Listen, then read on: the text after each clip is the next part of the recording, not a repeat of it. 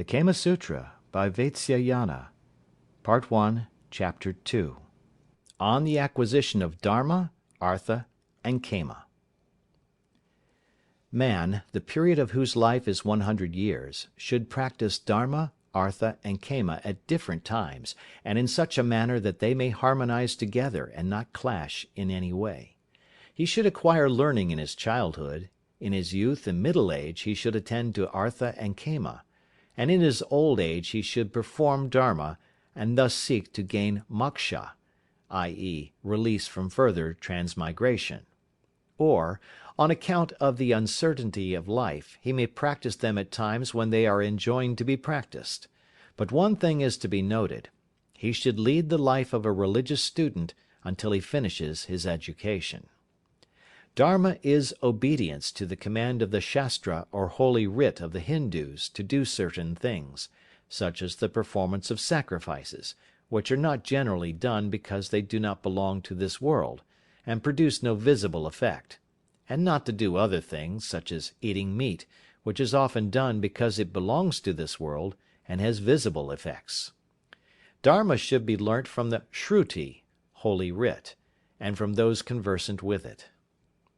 Artha is the acquisition of arts, land, gold, cattle, wealth, equipages and friends. It is further the protection of what is acquired, and the increase of what is protected. Artha should be learnt from the king's officers, and from merchants who may be versed in the ways of commerce. Kama is the enjoyment of appropriate objects by the five senses of hearing, feeling, seeing, tasting, and smelling, assisted by the mind together with the soul.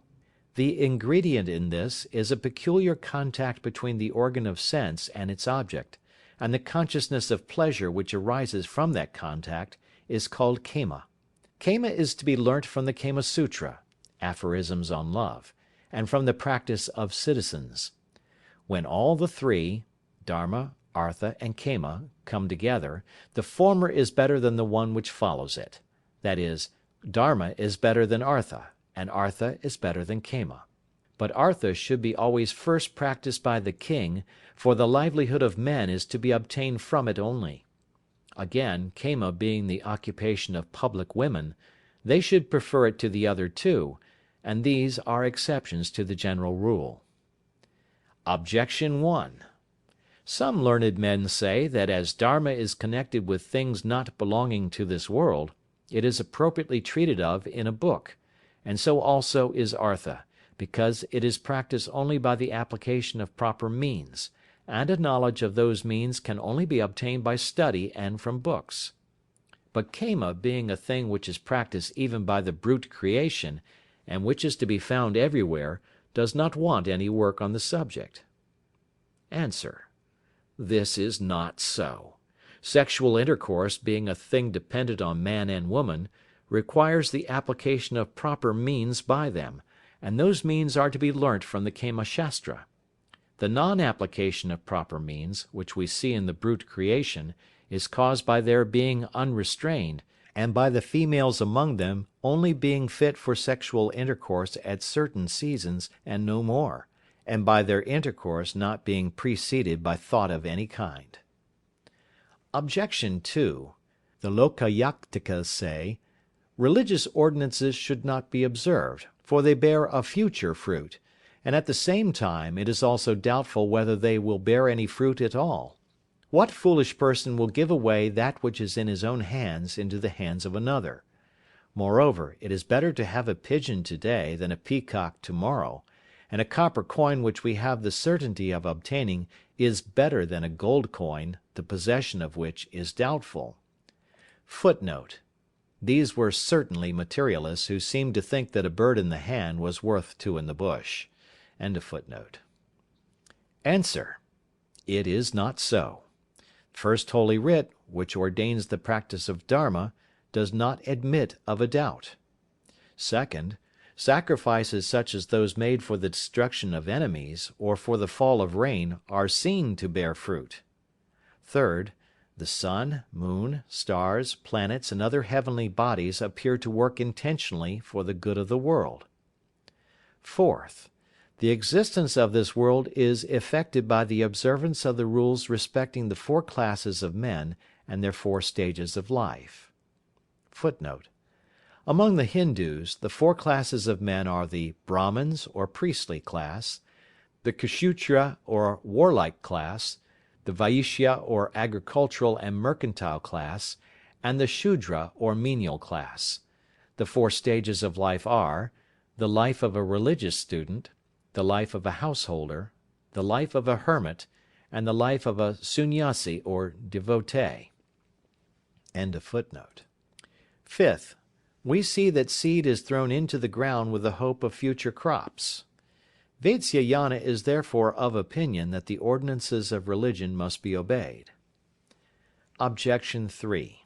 Those who believe that destiny is the prime mover of all things say, we should not exert ourselves to acquire wealth, for sometimes it is not acquired although we strive to get it, while at other times it comes to us of itself without any exertion on our part.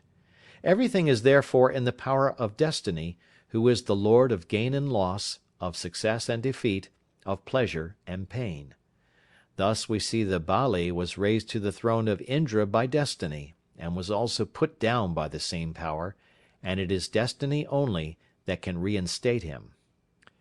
Footnote: Bali was a demon who had conquered Indra and gained his throne, and was afterwards overcome by Vishnu at the time of his fifth incarnation.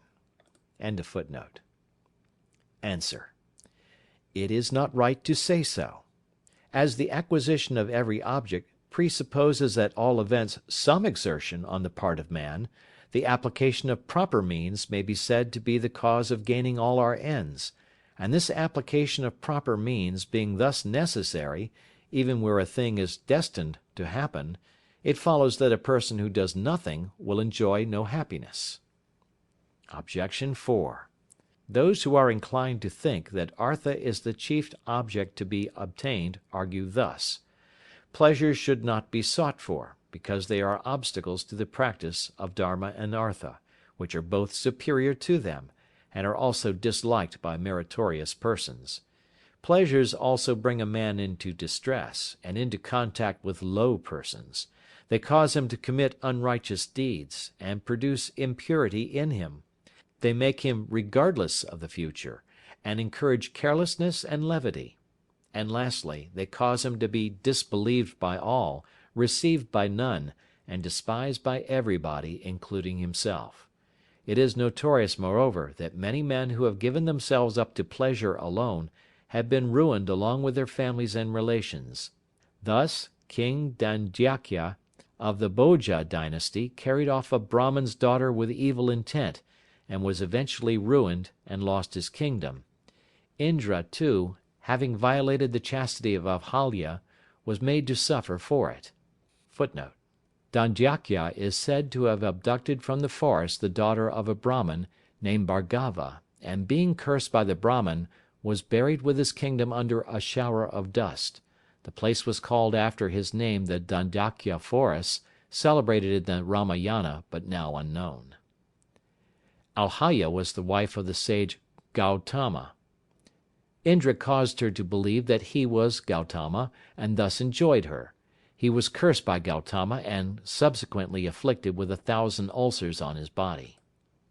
In a like manner, the mighty Kichaka, who tried to seduce Draupadi and Ravana, who attempted to gain over Sita, were punished for their crimes. These and many others fell by reason of their pleasures. Kichaka was the brother-in-law of King Virata, with whom the Pandavas had taken refuge for 1 year. Kichaka was killed by Bhima, who assumed the disguise of Draupadi. For this story the Mahabharata should be referred to. The story of Ravana is told in the Ramayana, which with the Mahabharata form the two great epic poems of the Hindus. The latter was written by Vyasa, and the former by Valmiki. Answer: this objection cannot be sustained, for pleasures, being as necessary for the existence and well-being of the body as food, are consequently equally required. They are, moreover, the results of Dharma and Artha. Pleasures are, therefore, to be followed with moderation and caution. No one refrains from cooking food because there are beggars to ask for it, or from sowing seed because there are deer to destroy the corn when it has grown up. Thus a man practicing Dharma, Artha and Kama enjoys happiness both in this world and in the world to come. The good perform those actions in which there is no fear as to what is to result from them in the next world, and in which there is no danger to their welfare. Any action which conduces to the practice of Dharma, Artha and Kama together, or of any two, or even one of them, should be performed, but an action which conduces to the practice of one of them at the expense of the remaining two should not be performed. End of Part 1, Chapter 2.